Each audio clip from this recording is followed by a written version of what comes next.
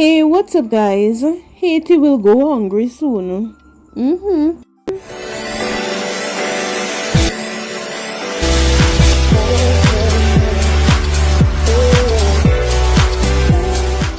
Haiti, the poorest country in the Americas, has been mired with political turmoil and violence for decades, but the situation has deteriorated dramatically since the 2021 murder of President Jovenel Moïse thrust Prime Minister Ariel Henry into power. Now, powerful gangs have taken over large areas of the nation, freeing thousands of prison inmates and driving up homicides and kidnapping rates in the country where almost half the population goes hungry. With elections long overdue and the chaos growing, Henry has been trying to build support for a multinational security force even as his grip on power is slipping. While gangs have always existed in Haiti for decades, they have grown powerful amid government and private sector complicity.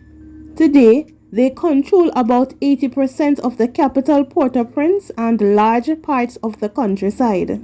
Most recently, they stepped up attacks in the capital shortly after Henry traveled on February 25 to Guyana to meet with Caribbean leaders and then to Kenya to build support for a multinational security force. During that trip, Henry suggested that the long overdue elections might not take place until 2025. The gangs, along with much of the political opposition, view Henry as an illegitimate leader and are demanding a change of government. In less than a week, they have raided the nation's two biggest prisons and freed more than 4,500 inmates, some of them charged in President Moïse's slaying. They have also attacked the National Soccer Stadium, burned police stations, and laid siege to Haiti's international airport, grounding flights.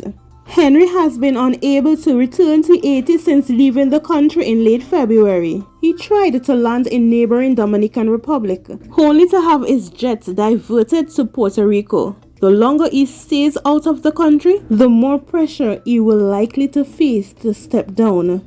The US and numerous other countries for years have backed Henry in hopes that he would call election, but that never materialized. Now the recent groundswell of violence has his one-time allies losing patience with him. How did Henry come to power? Henry, a neurosurgeon and public health expert, won a power struggle that broke out after Moïse's murder. While Moïse had named Henry Prime Minister before his death, he had yet to swear him in. That left then Prime Minister Claude Joseph as the nation's top leader. Henry ultimately won over foreign governments and Joseph stepped down. Henry's unorthodox rise to power and his refusal to call elections has many Haitians seen him as an illegitimate leader. The Haitian government has extended the state of emergency by 1 month, covering the west of the country, which includes the capital city. The UN's humanitarian office warned that the health system was quote-unquote near collapse, with many facilities closing or reducing services and a shortage of medicine and staff. Intense gunfire and widespread violence have forced businesses, offices, and schools to close. Civilians have barricaded themselves into their homes, unable to venture out for fear of armed gangs. It is said that Haiti has descended into total chaos and lawlessness. The humanitarian toll of this crisis is staggering, with hospitals and trauma centers overwhelmed by patients suffering from bullet wounds, including women and children caught in the crossfire. The relentless onslaught of armed gangs has created a battlefield-like atmosphere in the city, leaving residents terrified and aid workers unable to support the population. A humanitarian aide said, quote, "We are particularly concerned about the safety of the vulnerable population, including women, children, and the elderly who are disproportionately affected by the escalating violence." With the international airport closed, The little aid Haiti is currently receiving may not reach the country. Neighboring islands have been securing their borders following the outbreak of violence. A maritime blockade was established in the southeastern Barbados amid fears of mass migration from Haiti.